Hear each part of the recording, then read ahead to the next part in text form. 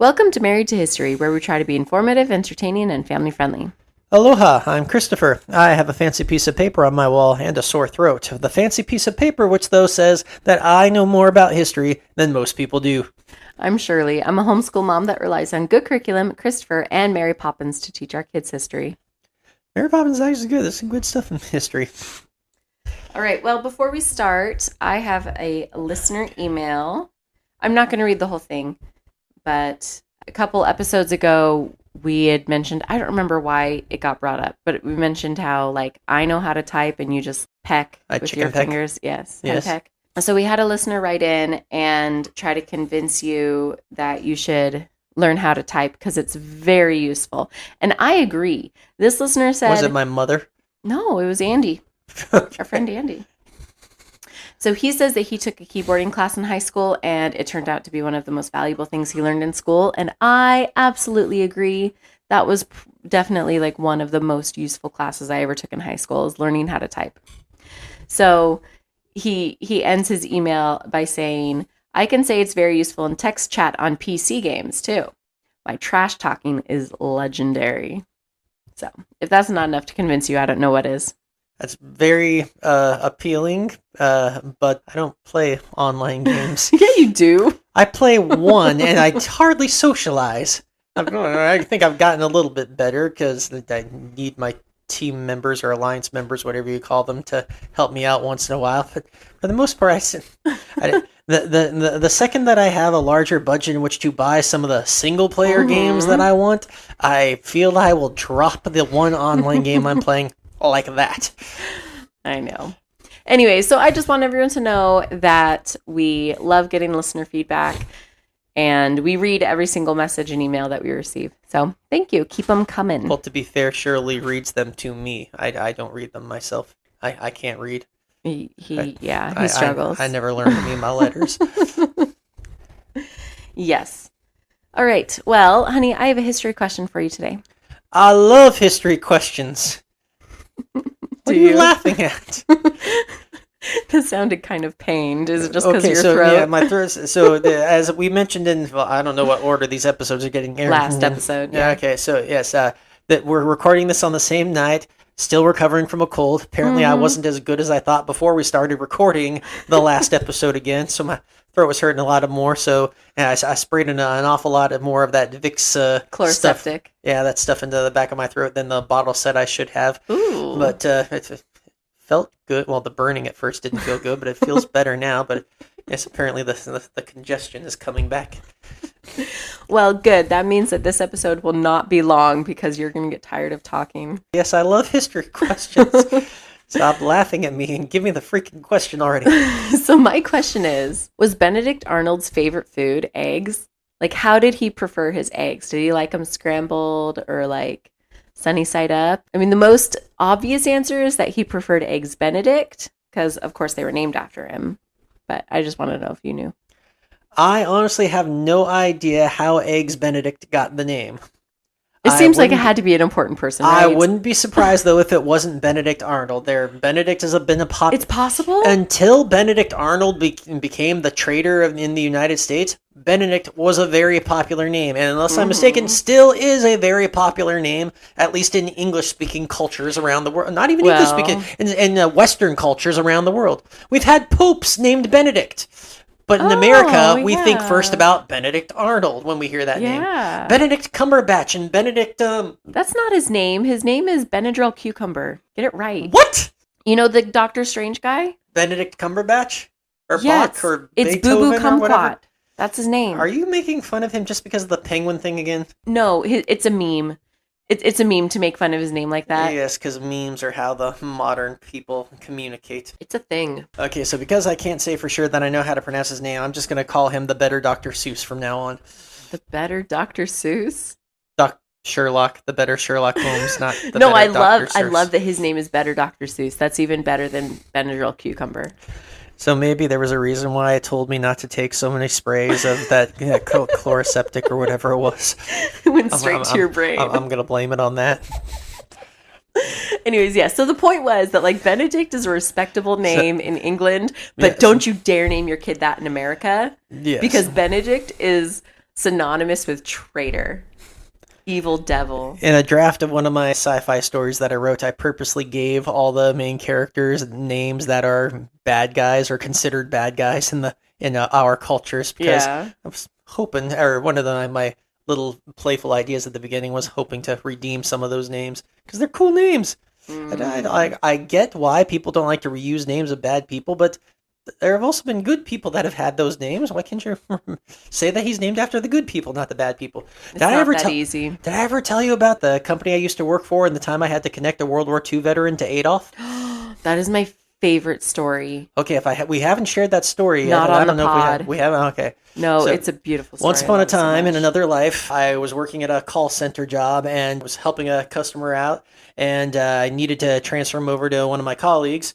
So when the customer is a World War II veteran. Company I was working for at the time caters to military personnel and their families. Mm-hmm. And as I'm getting ready to transfer him over, I contact one of my colleagues at another department, and I'm talking to him, explaining to him, okay, customer wants this taken care of. And I asked him again, so, hey, what's your name so I can introduce you? And he told me point blank his name was Adolf. And I stopped. I didn't connect the call. Like, Adolf? Like, yeah. And like, I'm not getting anything on his side of the line to suggest that he hasn't heard this a million times or anything to that nature. And so I'm like, okay. So I put the call through. I say, thank you, customer, for waiting. I've got my buddy Adolf on the line here, and he's going to help you out. And I hear the customer say it too. It's like, Adolf, really? Well, that's cool. And that was the end of my part of the call. So I have no idea what came out of that, and there was no way I was going to email Adolf and ask him, how did that go? Oh, you had to. No, I didn't. No, I'm so curious. I'm sure nothing happened. Oh, I'm absolutely sure that nothing your customer happened. was, I mean, he didn't like freak out. No, I didn't freak out or anything to that nature. And I can get that. I've talked to other World War II veterans, and I've heard stories like this before. One of my favorites was an Army pilot that I knew who told me that even to this day, if he ever sees a Mitsubishi or a Toyota when he's on the road, he feels the instinct to pull the trigger on a steering wheel. Because a Mitsubishi built the Zeros, the popular Japanese airplanes of World War II. So, yes, that's awesome.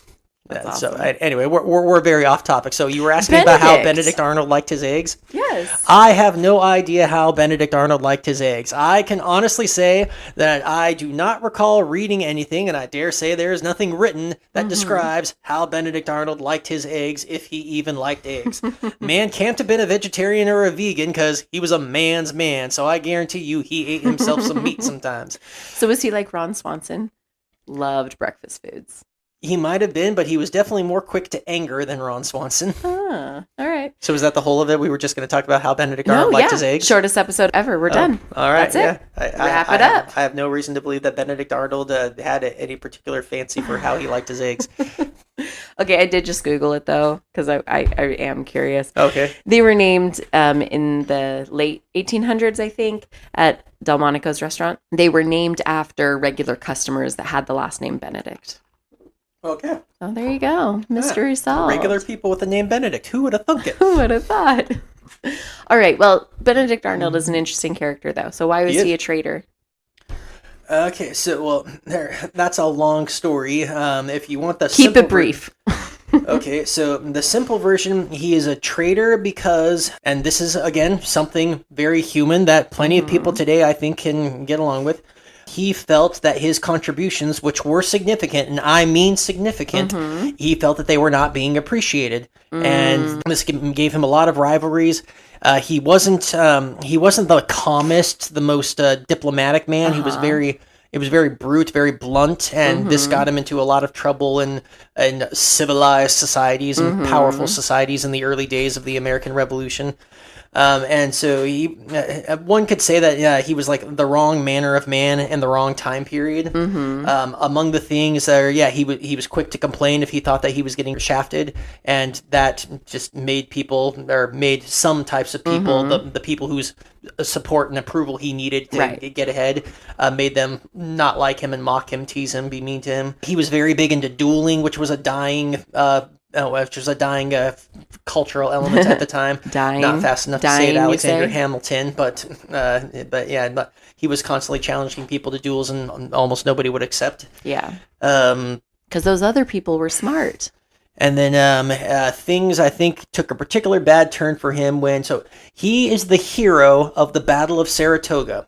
Okay. Saratoga is arguably at least the second most important conflict in the history of the United States of America, or at least of the American Revolution. Saratoga is a battle that is won in Upper New York. Washington is not there. The commander of the overall army there is a man named Gates, Horatio Gates, but he's an idiot and a coward who is going to get America, in my opinion, going to get America in more trouble than he's worth. And he decides that, no, we're not going to attack. We're not going to fight the British because it's going to be bad and we're going to lose. And Benedict Arnold, defying Gates. Thank you, Gates's orders, is going to say, heck with that, no, we're going. So he, against orders the attack on... he was brave, but he was defiant. You're not supposed to defy your orders. I can't remember the name of the place, but it's British fortified positions. He orders the attack on it. The attack is a success, and the British army in this area surrenders within a couple of days after this attack. I want to say it was Bemis Heights. But I'm not positive if I'm remembering that correctly. I thought it was the Battle of Saratoga. The Battle of Saratoga was a whole affair that lasted several days. This particular phase of the Battle of Saratoga, which again I think was called Bemis Heights, is the important one. This is the one where, now the Americans are going to win this battle. So Benedict Arnold does take a wound in this battle. He gets shot in the leg. There is a statue of Benedict Arnold still at the site of the Battle of Saratoga to this day. I love this so much. But it's I don't remember what it's called. It's called like the statue of the leg or the statue of the unknown hero, something of that nature. And it's just a statue of his leg. They couldn't give Benedict Arnold a whole statue, so they just have the statue to the leg, and they said this is a dedication to the hero of the Battle of Saratoga who gave his leg or something like that for his country. And so they don't identify who the leg belongs to, and the statue, I kid you not, is just of the leg. Well, it's the boot. The boot, sorry. It's called the Boot Monument. Okay. Yeah, so clearly that statue is made after Benedict Arnold changed his allegiance. Yes. So yes, he's the hero of Saratoga, and this should put him on path to be amongst the greatest echelons of American heroes, right up there alongside George Washington. George Washington likes Arnold, thinks of him as I don't know what he thought of him personally as a man. I believe Washington sincerely liked the man, had a sincerely cordial relationship with him, and wanted to be friends. He offers Benedict Arnold a good promotion that's going to make him a very, very important, prominent man in the American Revolutionary Army. But Arnold is going to turn that promotion down because by the time it's offered to him, he has already begun the steps towards being a traitor. So there is sufficient reason, I think, to believe that he wouldn't have done this if not for his wife. What? He is not married at the beginning of the Revolution, but sometime during the course of the war, he does marry a woman named Peggy Shippen, who is a British loyalist. She's a Tory. He's a hero of the Revolution and marries a Tory? To be fair, I don't believe he was a hero at the time he married her. I don't remember exactly when he marries her, but I think it's before he becomes a hero. And I might be wrong. He might have married her after Saratoga. Yeah. But in any case, she is the one who to the best of my knowledge, most historians credit as she's the one that planted the seeds in his mind that this is something you could do. Succubus. She already being a British loyalist and seeing that her husband was very unhappy, was always angry at Congress, at people that had been promoted past him in the Revolutionary Army who were idiots or cowards. Nobody took him seriously. People teasing him, mocking him, him not getting... he was owed a lot of back pay. A lot of the American soldiers and even the officers weren't getting paid back then because Congress didn't have the money. Right. So he was mad about that too. So yeah, she plants the seeds, and supposedly she is also the one that has a friend in the British Army, Major Jean-Andre, who she contacts, and Jean-Andre becomes kind of the liaison between, that was his contact. He becomes Benedict Arnold's contact. So just a friend, though? Was it her friend? So I do not recall reading anything that said that there was anything going on between Jean-Andre and Peggy It's mean for Shipman. me to assume or there was a show, imply. though, that was made. I don't remember what the name of the show was. I liked it. I found it a very good show. that did include the story of Benedict Arnold and Peggy Shipman and Jean-Andre in the episodes. It might have been Turn, but I'm not positive. Oh, I don't know. That Turn was a good show anyway. I liked it too. But yeah, they do a very good job, and that show is a very good show. And in the show, at least, they go off the idea that, yeah, Jean-Andre totally was in love with Peggy and wanted something more from their relationship. Yeah. So whatever the circumstance is that she was using Benedict. So Jean-Andre and Benedict Arnold meet at least once. Their meeting is almost captured. They're spotted by some, I don't remember if it was an American group out on recon or if they were spotted from a nearby fort or something, and they were fired upon, but both of them got away without getting caught. But the Andre reports back that, okay, hey, we got this guy Benedict Arnold, he wants to defect, and the British are okay with this idea because, the hero of Saratoga on our side, yeah, that'll be great. And he'll probably also, because he's the hero of Saratoga, he'll probably bring a lot of the rebels back to the loyalist side. Cool. Oh, okay. So the conditions for fully accepting Benedict Arnold in is that, all right, you got to prove your worth to us. We want more than just, the possibility that you're going to rally people to your cause. So we want you to give us West Point, which was not the U.S. military academy at that time because the U.S. didn't exist, but was arguably the most well-defended, fortified location that the American military had at the time. Okay. So going back to that promotion that Washington was going to give Benedict Arnold, Benedict says at the time, thank you, no, but because of my wounded knee, I'm not going to be right for that fitting, and that's probably going to get you in more trouble with Congress than you need. So how about you just assign me to West Point instead? I'll take that. No. And Washington, Benedict Arnold is his friend, buddy, and was like, all right, fine, yeah, you can have that job. That was genius. That was too perfect. Yep. So assuming that is the way it worked out. It's that a good is one story. of the possibilities for how it worked out the way it did. That's a really good story, though. So yeah, things end up working out even better for Benedict Arnold, or so it would appear, because on or about the time that he is planning to surrender the fort to the British, and he's laid out all the plans too. All the weapons are going to be reported back to the armory for inspection, so none of the soldiers are going to have their arms. Yeah. And he's going to put a lot of the soldiers out on work details too, so that they're all heavy-duty working with tools and whatnot. They're going to be tired and distracted. So yeah, it should be very easy for the fort to be taken. But he gets a kernel of better news. Washington is in town around this time and is going to come to the fort to visit his good friend Benedict Arnold. Arnold now has the opportunity not just to give them West Point, but to give the British Washington too. No. Yeah, it's going to be awesome for him. So at their next meeting with Andre is, of course, dressed up like a civilian and whatnot because he's stuck across the American lines. Okay. They have their meeting, and he tells Andre that this is what's going to happen. Yeah, your guys are going to get Washington too. And Andre is so reasonably excited about this. Like, oh yeah, this is going to be awesome. So Benedict goes back to the fort to get all the plans ready. Andre walks back across the lines to tell his commanders what's going on. But problem. Andre is intercepted. And he is unable to bluff his way past the sentries, American sentries. So they detain him and they take him back to the fort because he refuses to identify himself. And they find documents on him, which suggests that he's a spy. And there's somebody in the fort who's a spy. Granted, I don't remember how much they knew when the sentries knew when they arrested him. What are the odds that he even encountered guys that knew how to read? But or whatever the case was, that whoever was stopped him, brings him back to the fort to be interrogated, to be questioned. Supposedly, Arnold sees as Andre has been brought in by the sentries. And at this point, we don't know exactly how it came to be. For whatever the circumstances were, Arnold decides to just cut his losses right then and there, hops on a horse, and rides out immediately. Just runs away. Yeah, just runs away. Because what are the odds that Andre isn't going to be broken, or that the evidence Andre has on him isn't going to clearly point out that Benedict Arnold is the traitor? And I think that must have been it, because I think fairly quickly after Washington does arrive, and Washington is very confused because he sees that, why are all the men working? How come none of them are armed? Where's the guns? Benedict? And what, there's a spy was caught? And Washington, at least being able to read, is going to be able to see the documents.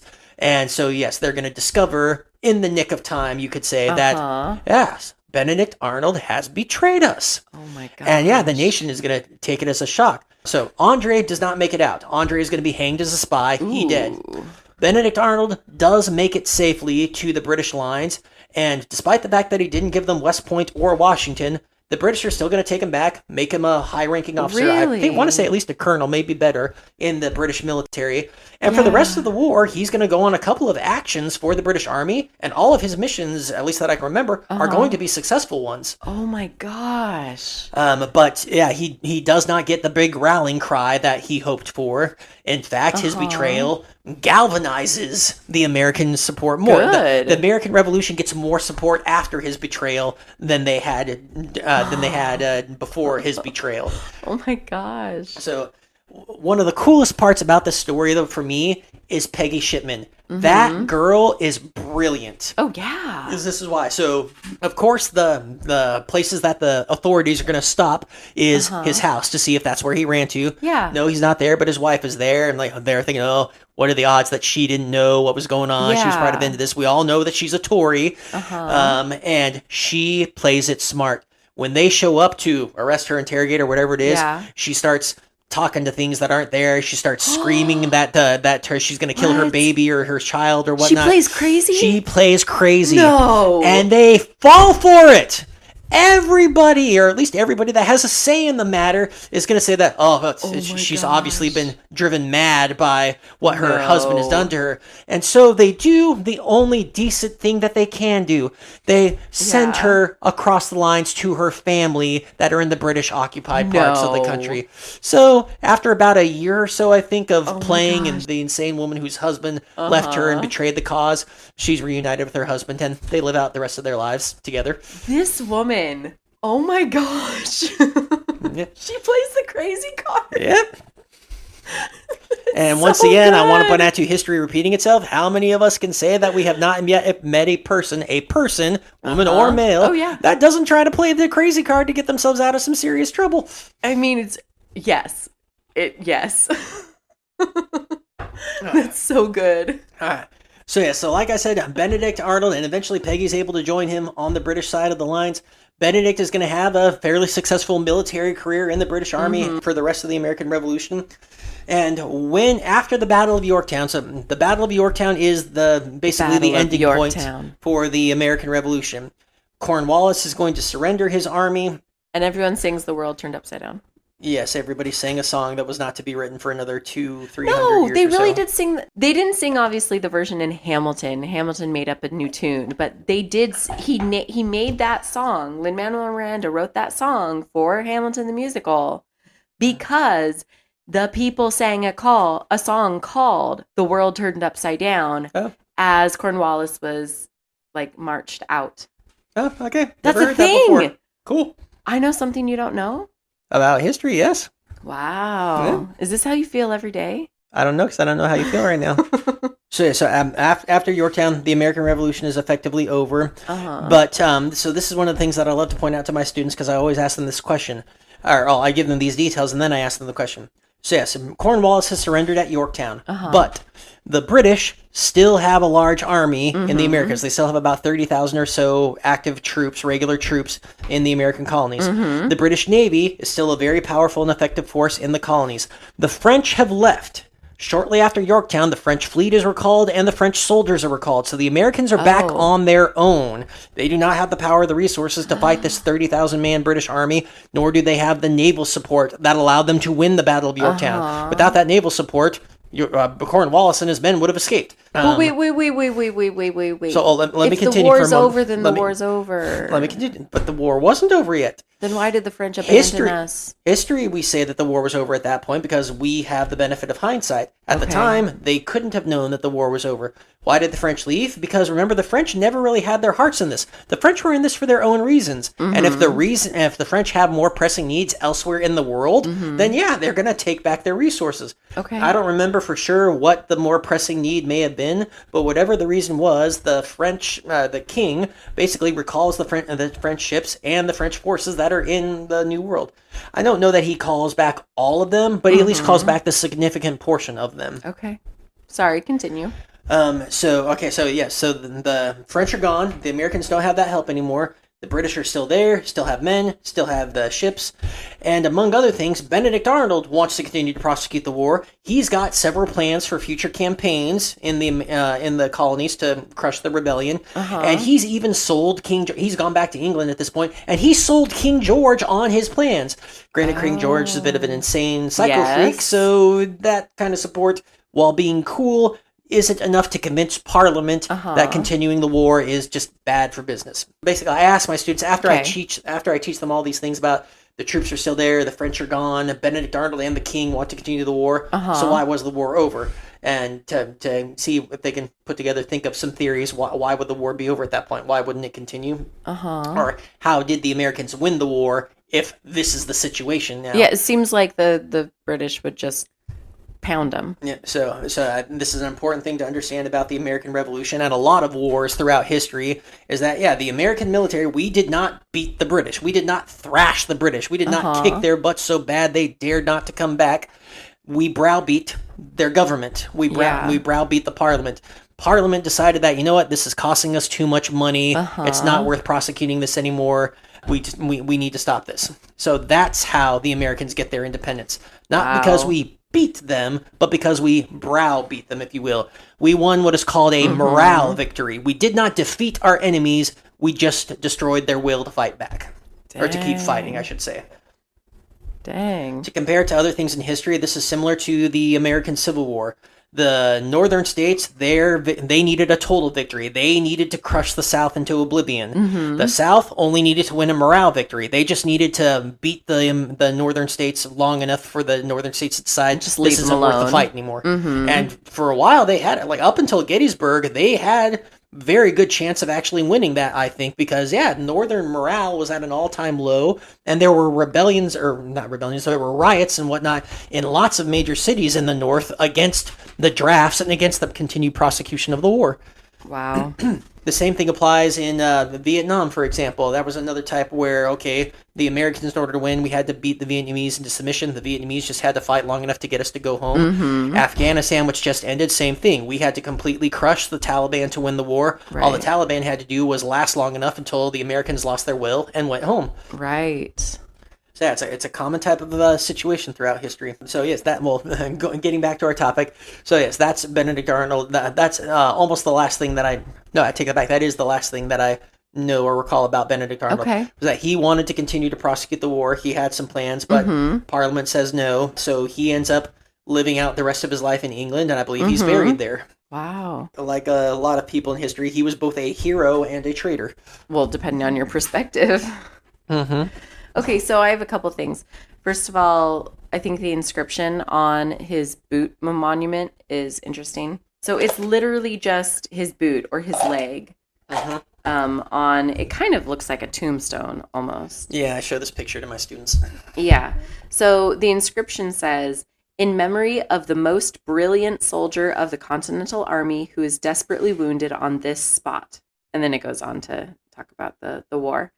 So, they don't name him. Yep. He doesn't deserve a name, but he was a most brilliant soldier. But for all of you who have ever had the chance or will ever take the opportunity to visit that monument, that's who owns that leg. Yeah. That's funny. Okay, and that reminds me of another. So, I believe this story is true, but I don't remember if I've ever read an actual first-hand account of it. So after he gets that wound, supposedly the surgeon wants to cut off his leg because it's going to become gangrenous. It's easier to amputate. And back in those days, it was a lot more popular at least for the doctors to cut off the legs than to try to heal the wounds. And supposedly when the doctor tries, Benedict Arnold points his pistol at him and says, "No, you're not going to do that." So the doctor finally agrees, and then Benedict Arnold grabs a stick or something to bite down on, because that's the anesthetic of the day, and then ordered one of his officers, his subordinates who was there with him, if he tries to take my leg, shoot him. Dang. And he kept the leg. He had, I believe accounts say that he had a limp for the good chunk of his days afterwards. But I would imagine. But he kept his leg. He walked on it for the rest of his life. Dang. That's crazy. Okay, my other thought, and I knew most of this already just because, I don't know why, but this has come up. We've talked about Benedict Arnold before. Yeah. Didn't I want to name the son Benedict at one point in time? Oh, you did? I tried that. Okay. Yeah, you did. But the thing that always strikes me about Benedict Arnold when you tell me about his life and why he betrayed America and stuff, the thing that I just keep thinking is he is such a spoiled brat. Everything that you told me about him, he's just throwing tantrums because he didn't get his way. Oh no, people don't like me. They're picking on me. Like, he's just a spoiled brat. We almost lost the war because of a freaking spoiled brat. So I suppose that is a fair argument, but I would say that another fair argument is, well, how was he supposed to react? And think about it like this. Quit whining? There. Well, that's an easy thing to say right now, but can you honestly say that the same thing wouldn't happen to you? How many people out there, when they are getting shafted at work by their bosses maybe, or their coworkers, or their superiors, they're getting passed over for promotions, they're not getting the rewards that they feel they are entitled to. And let's suppose that they are genuinely entitled to these rewards. Mm-hmm. They are working harder and better than a lot of their subordinates and whatnot, yet they're still getting passed over for promotions and whatnot.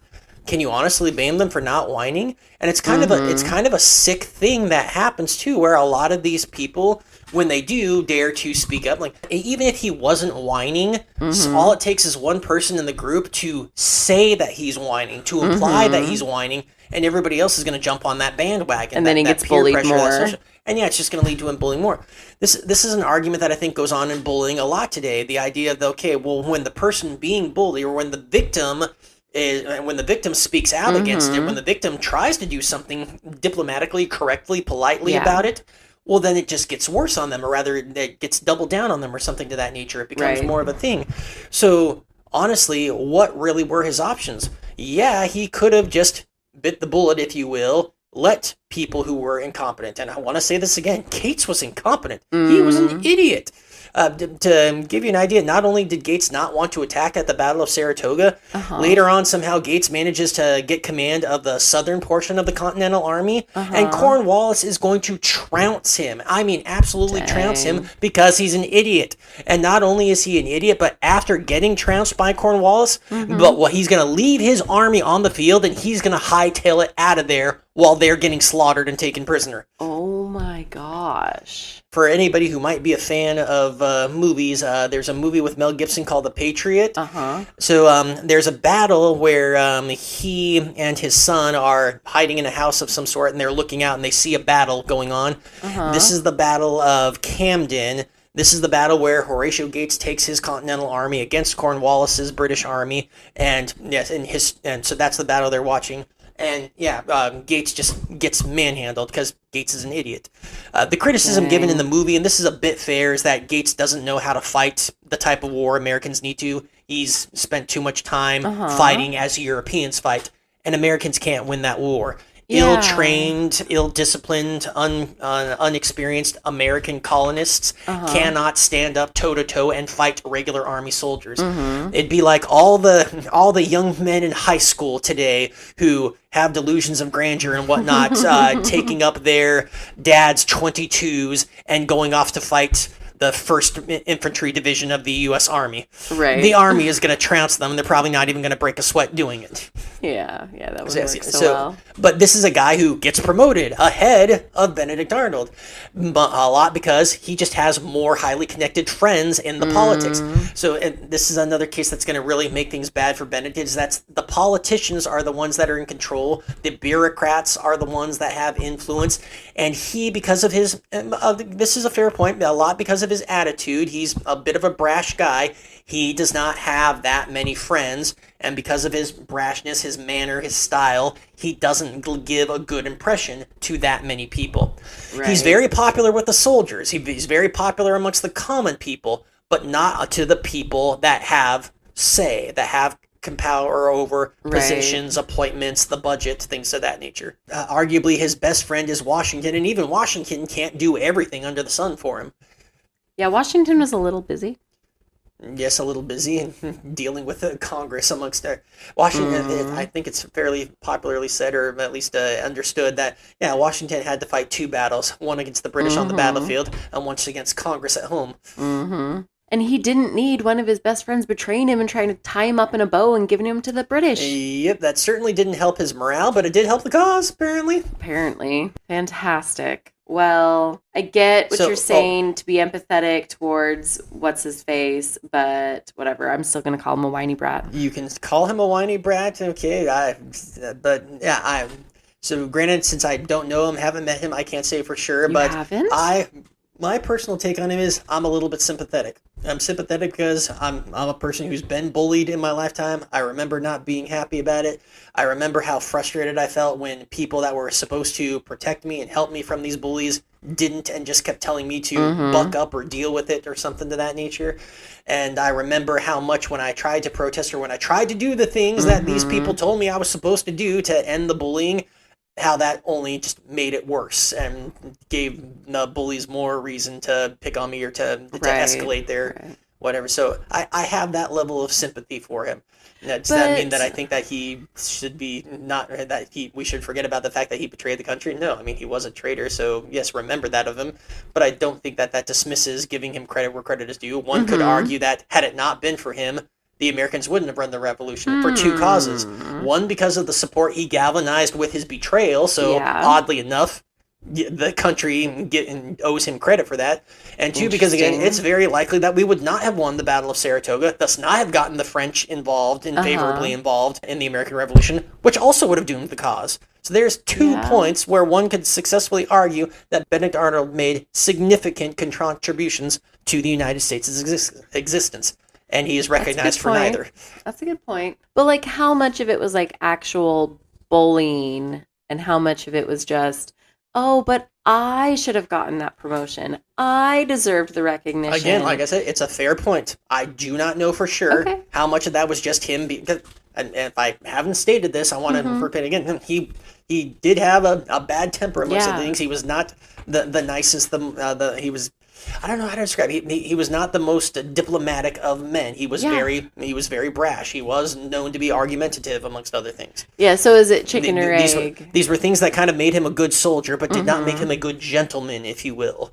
Right, and so then it's chicken and egg. Was he behaving with that attitude because he was being slighted, or was he being slighted because he had a bad attitude and people didn't want him around? Many things, it was probably a mixture of the two. Yeah. Makes sense. All right, well, we'll end there today, and you can rest your voice. Thank you for listening. If you liked what you heard, then please subscribe, tell your friends, and leave us a 5-star review. If you'd like to hear a future episode with more information about today's topic, contact us on Gmail, Facebook, Instagram, or TikTok at Married to History Pod. Also, please contact us if you have a silly question idea, or if there's something from history that you would love to learn about. Just be sure to specify in your message if it's silly or serious, because we don't want to treat a genuine quest for knowledge like a joke. Talk to you next time. Bye. Bye-bye.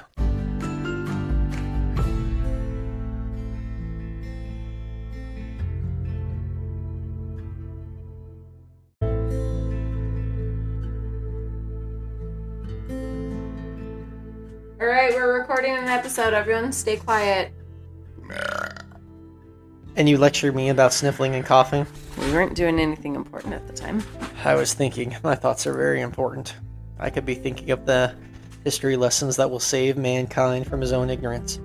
You know, it's not like I'm going to be thinking up a cure for a disease or something like that. Unless that disease is ignorance, which is deadly. The disease is ignorance is a very deadly disease. Indeed it is. I totally should have gone to Johns Hopkins, got my PhD, and then be able to say that, yes, I am a doctor. I treat ignorance. That would have been so fun. I still got time.